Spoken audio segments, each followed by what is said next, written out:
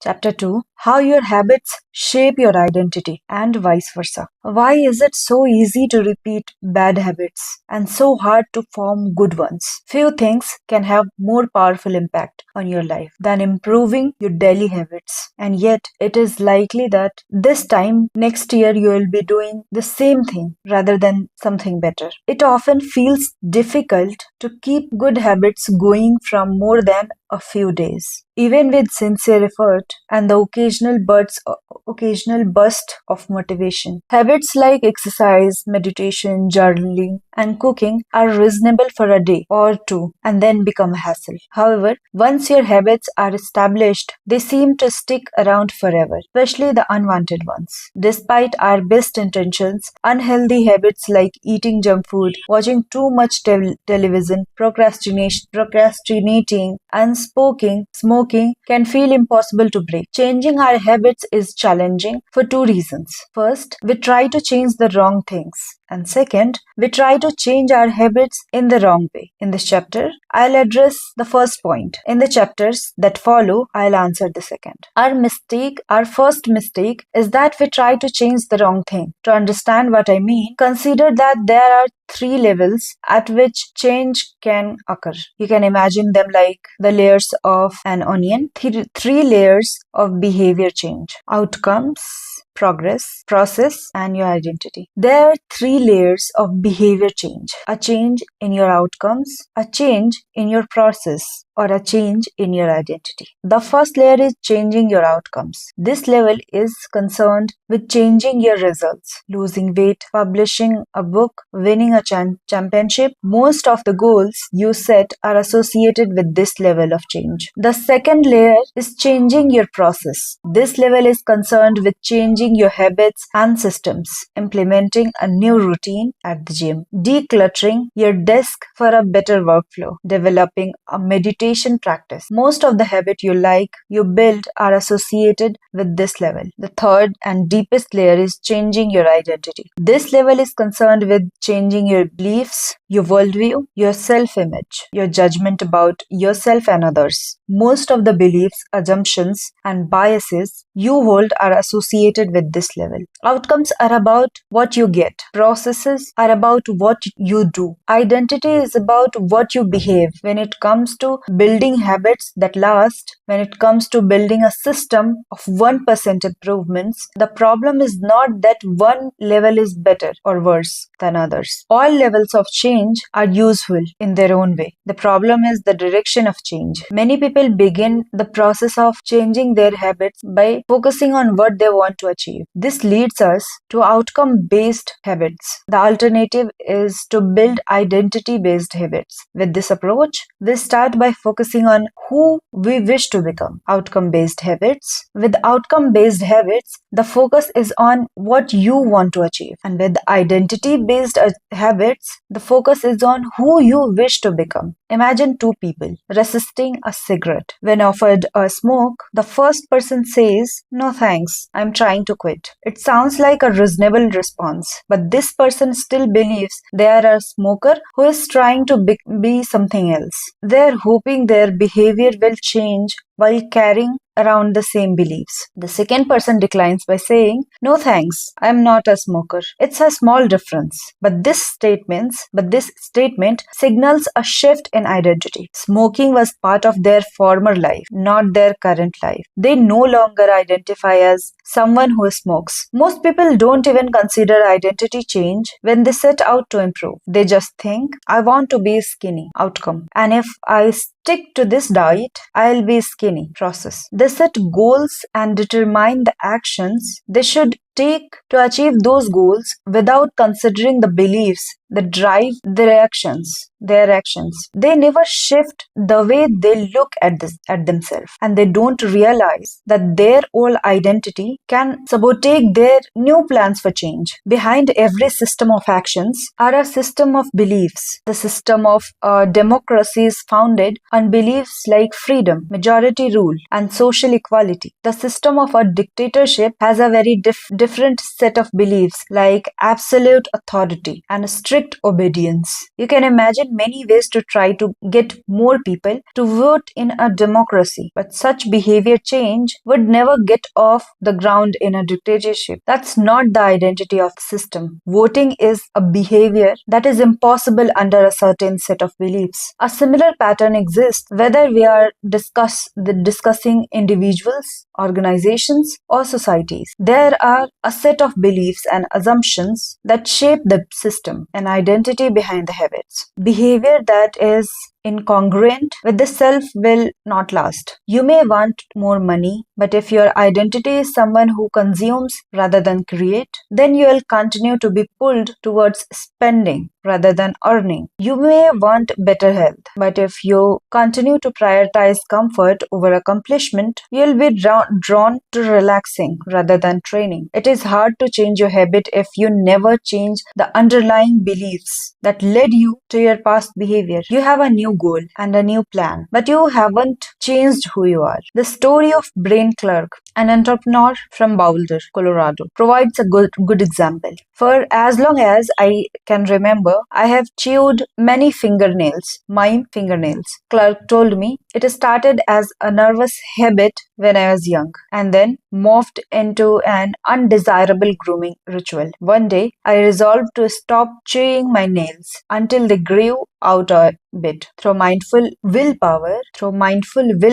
alone, I managed to do it. Then Clark did something surprising. I asked my wife to schedule my first ever manicure. He said, "My thought was that if I started paying to maintain my nails, I wouldn't chew them." And it worked, but not for the monetary reason. What happened was the manicure made my finger look really nice for the first time. The manicurist even said that other than chewing, I had really healthy, attractive nails. Suddenly, I was proud of my fingernail. And even though that's something I had never aspired to, it made all difference. I've never chewed my nails since, not even a single close all. And it's because I now take pride in properly caring for them. The ultimate form of intrinsic motivation is when a habit becomes part of your identity. It's one thing to say I am the type of person who wants this. It's something very difficult to say I am the type of person who is this. The more pride you have in a particular aspect of your identity, the more motivated you will be to maintain the habits associated with it. If you are proud of how your hair looks, you will develop all sort of habits to care for your hair and maintain it. If you're proud of the size of your biceps, you'll make sure you never skip an upper body workout. If you're proud of the scarves you knit, you'll be more likely to spend hours knitting each week. Once your pride gets involved, you will fight tooth and nails to maintain your habits. True behavior change is identity change. You might start a habit because of motivation, but the only reason you'll stick with one is that it becomes part of your identity. Anyone can convince themselves to visit the gym or eat healthy once or twice. But if you don't shift the belief behind the behavior, then it is hard to stick with long-term changes. Improvements are only temporary until they become part of who you are. The goal is not to read a book. The goal is to become a reader. The goal is not to run a marathon. The goal is to become a runner. The goal is not to learn an instrument. The goal is to become a musician. Your behaviors are usually a reflection of your identity. What you do is an indication of the type of person you believe that you are, either consciously or unconsciously, non-consciously.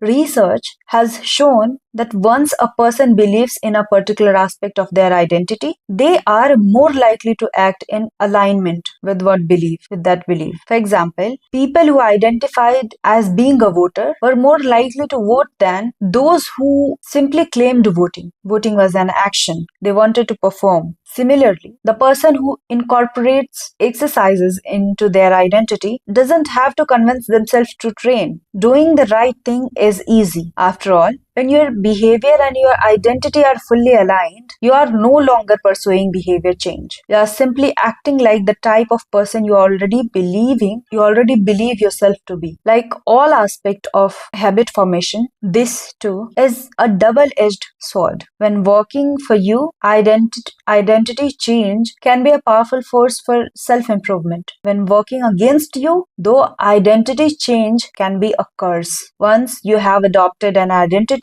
it can be easy to let your allegiance to it impact your ability to change. Many people walk through life in a cognitive slumber, blindly following the norms attached to their identity. I'm terrible with directions. I'm not a morning person. I am bad at remembering people's name. I'm always late. I'm not good with technology. I'm horrible at math, and 1,000 other variations. When you have repeated a story to yourself for years, it is easy to slide into these mental grooves and accept them as a fact. In time, you begin to resist certain action because that's not who I am. There is internal pressure to maintain your self-image and behave in a way that is consistent with your beliefs. You find whatever way you can to avoid contradicting yourself. The more deeply a thought or action is tied to your identity, the more difficult it is to change it. It can feel comfortable to believe what your culture believes, group identity, or to do what upholds your self-image, personal identity, even if it's wrong. The biggest barrier to positive change at any level, individual, team, society, is identity conflict. Good habits can make rational sense, but if they conflict with your identity, you will fail to put them into action. On any given day, you may struggle with your habits because you are too busy or too tired or too overwhelmed or hundreds of other reasons over the long run. However, the real reason you fail to stick with habits is that your self-image gets in the way. This is why you can't get too attached to one version of your identity. Progress requires unlearning. Becoming the best version of yourself requires you to continuously edit your beliefs and to upgrade and expand your identity. This brings us to an important question. If your beliefs and worldview play such an important role in your behavior, where do they come from in the first place? How exactly is your identity formed? And how can you emphasize new aspect of your identity that serve you and gradually erase the pieces that hinder you? The two-step process to changing your identity. Your identity emerges out of your habits. You are not born with preset beliefs. Every beliefs, including those about yourself, is learned and conditioned through life experience. More precisely, your habits are how you embody your identity. When you make your bed each day, you embody the identity of an organized person. When you write each day, you embody the identity of a creative person. When you train each day, you embody the identity of an athletic person. The more you repeat a behavior, the more you reinforce the identity associated with that behavior. In fact, the word identity was originally derived from the Latin words essentias, which means being, and identidem, which means repeatedly. Your identity is literally your repeated beingness. Whatever your identity is right now, you only believe it because you have proof of it. If you go to church every Sunday for 20 years, you have evidence that you are religious. If you study biology for 1 hour every night, you have evidence that you are studious. If you go to the gym, even when it's snowing, you have evidence that you are committed to fitness. The more evidence you have for a belief, the more strongly you will believe it. For most of my early life, I didn't consider myself a writer. If you were to ask any of my high school teachers or college professors, they would tell you I was an average writer at best. Certainly not a standout. When I began my writing career, I published a new article every Monday and Thursday for the first few years. As the evidence grew, so did my identity as a writer. I didn't start out as a writer. I became one through my habits. Of course, your habits are not the only actions that influences your identity, but by virtue of their frequency, they are usually the most important ones.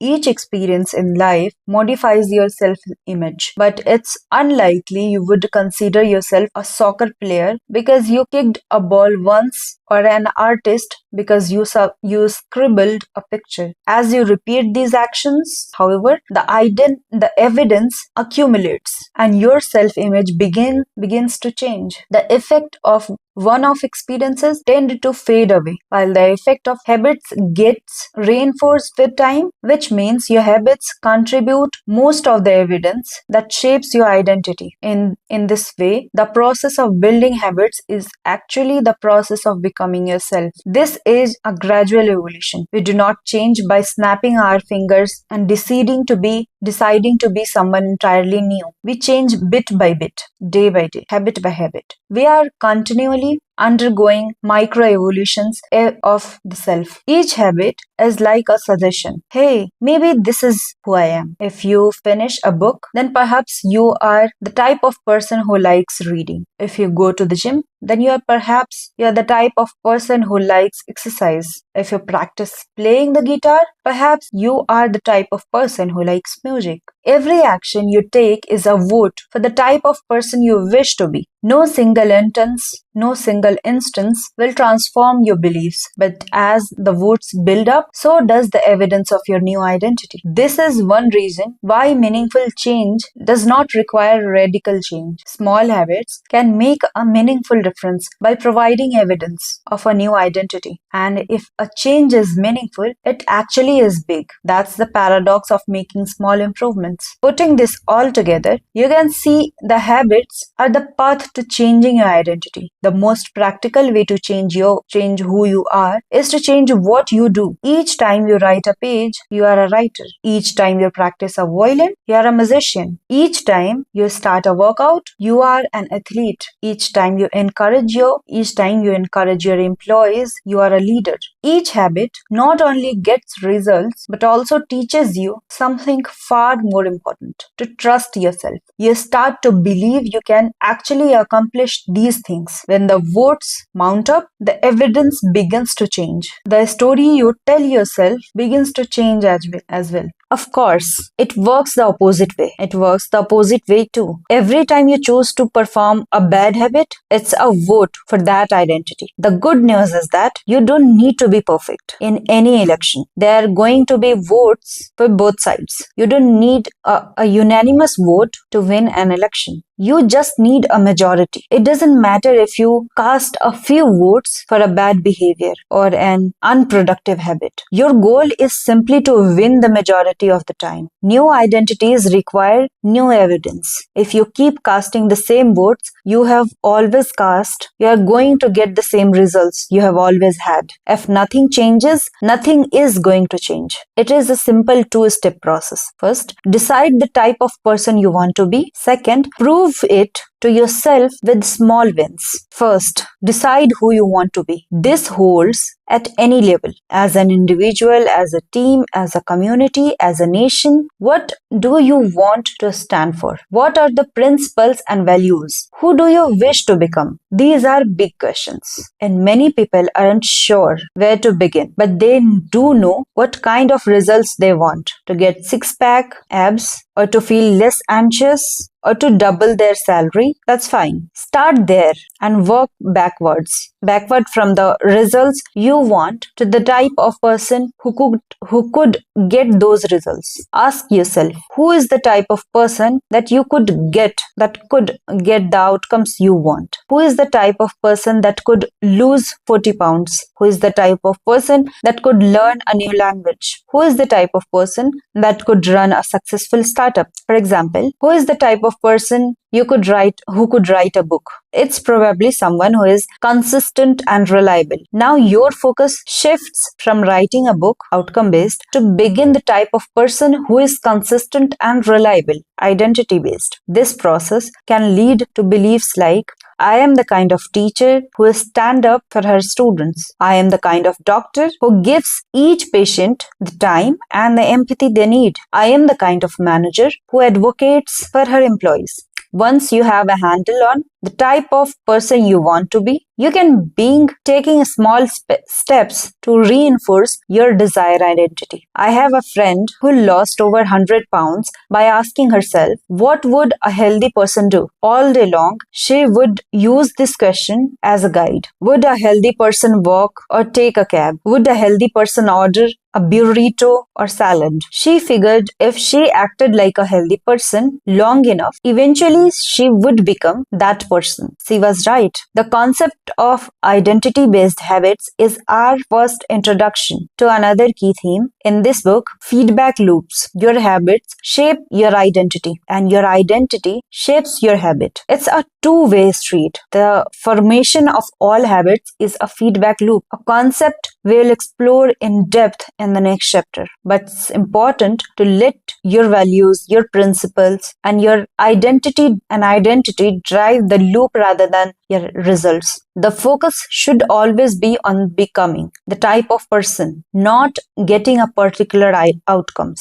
The real reason habits matter. Identity change is the North Star of habit change. The reminder of this book will provide you with step-by-step instructions on how to build better habits in yourself, your family, your team, your company, and anywhere else you wish. But the true question is, are you becoming the type of person you want to become? The first step is not what or how, but who. You need to know who you want to be. Otherwise, your quest for change is like a boat without a rudder. And that's why we are starting here. You have the power to change your beliefs about yourself. Your identity is not set in stone. You have a choice in every moment. You can choose the identity you want to reinforce today with the habits you choose today.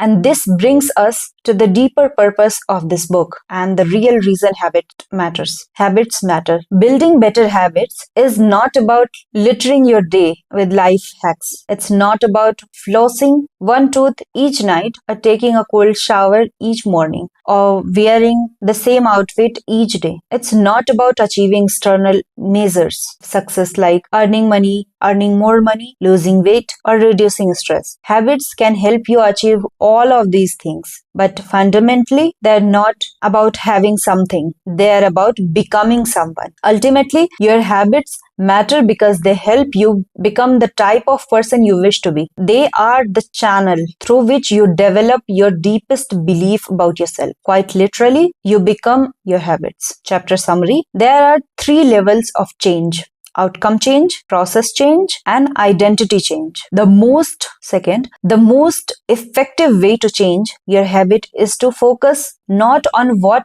you want to achieve, but on who you wish to become. Third, your identity emerges out of your habits. Every action is a vote for the type of person you wish to become. Fourth, becoming the best version of yourself requires you to continuously edit your beliefs and to upgrade and expand your identity. Fifth, the real reason habits matter is not because they can get you better results, although they can do that, but because they can change your beliefs about yourself. Chapter 3rd is how to build better habits in 4 simple steps. We'll listen it in the next episode.